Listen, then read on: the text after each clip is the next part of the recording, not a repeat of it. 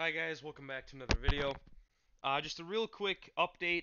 There are going to be some boat videos uploaded, probably today or tomorrow, for my Duluth trip recently. So stay tuned for that. But other than that, let's go ahead and dive in. The Senate prediction: Republicans are, I wouldn't say they're favored to retake the Senate, but it's definitely like looking like they very well could. Democrats have 3 seats in deep red territory: Montana, West Virginia, and Ohio. Republicans just need to capture, I think, arguably even two, um, to win the Senate. One if they get the vice presidency. So basically, these are the safe red seats, in my opinion. You now for the safe Democrat seats, the usual: Washington, California, New Mexico, Hawaii, the Eastern Seaboard. I'm putting New Mexico as safe because like I just don't really want to bother. New Mexico will probably be safe, unfortunately, but that's the way things play out.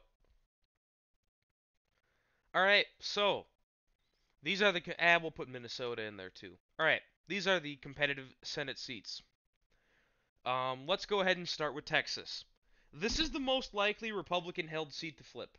The only one I think that has a shot at flipping. And I don't think it will flip. I think Cruz wins by about 6. Trump, I think, wins the state by around 7.5, 8 points, and I think Cruz underruns him by around 2. I just don't see Cruz losing. This isn't 2018 anymore. And Beto O'Rourke is not like an actual candidate anymore like he once was, who ran a very weird campaign, who managed to appeal to a bunch of like Trump voters. It's weird. Beto was once a moderate, and then became a far left extremist once the donors got to him. So I don't know. It's kind of weird. But this is, I think, generally what'll happen. Cruz wins by around 6. Florida, Rick Scott, I think, wins by around 8. You could even downgrade this to a lean margin because Rick Scott loves to underperform, but for now, I say he wins by around 7 or 8.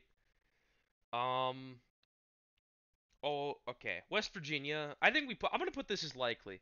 West Virginia is gonna be the only state where the Senate candidate underperforms Trump by more than 10.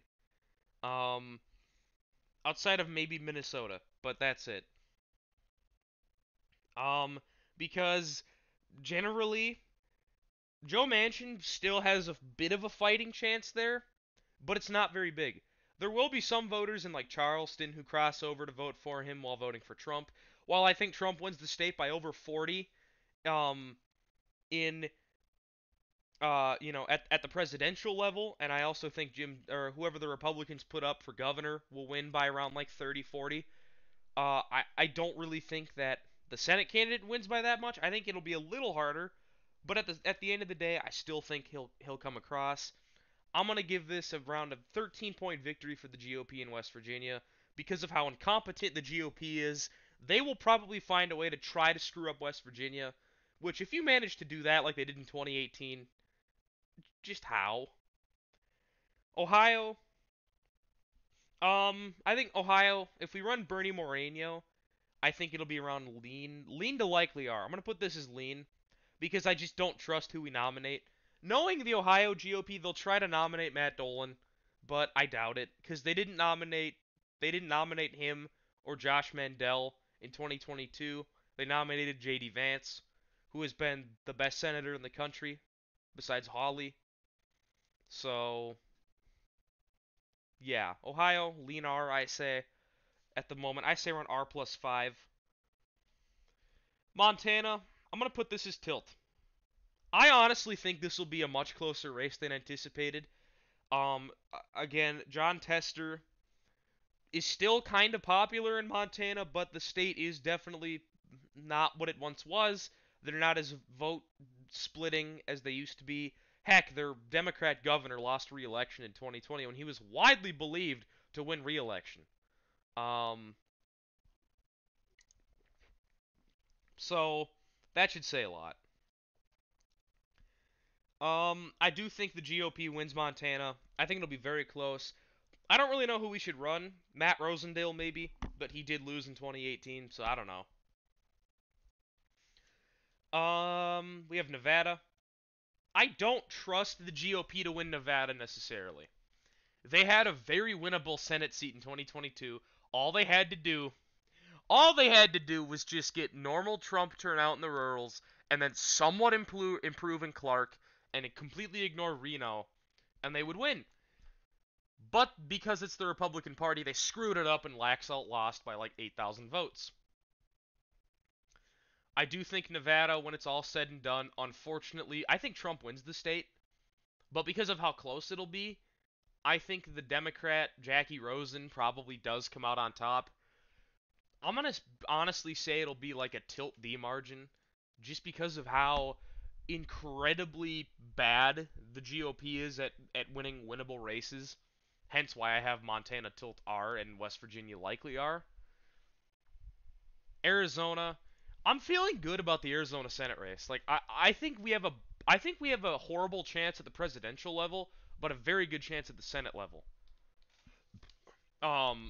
Personally, I do think Arizona still is favoring Ruben Gallego or whoever the Dems put up, but for now, I think we could win it. Like, it's not as out of reach as I initially expected. I think we could very well win it with Sinema being an independent. Um, but I'm gonna still put it as Tilt D. Just for now. This could change Arizona. Arizona's Senate seat is one I think we could win. If we run Mark Lamb, I think that if Mark Lamb wins the primary, if he even runs, I think that'll definitely help us in the suburbs of Arizona. Wisconsin, you know, I don't really know what to think of Wisconsin and their Senate race. Ron Johnson did win in 2022 by actually quite a bit. Um, well, he didn't win by quite a bit, but he did win. And granted, no Republican has won this exact Senate seat since like the 1950s. It was Joe McCarthy.